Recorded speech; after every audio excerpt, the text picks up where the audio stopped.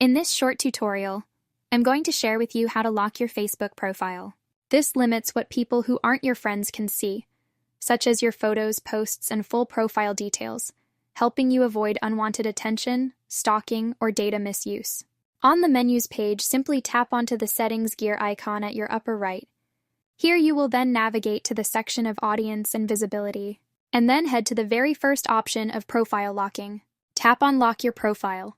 All your Facebook posts, info, friends, and among others will only be visible to your friends. If someone else views your profile, they will see that you decided to lock your Facebook profile and they can't access nothing on your Facebook profile. Well, that's how easy it is to lock your Facebook profile. And if you find this video helpful, consider subscribing to our channel for more informative tutorials like this one.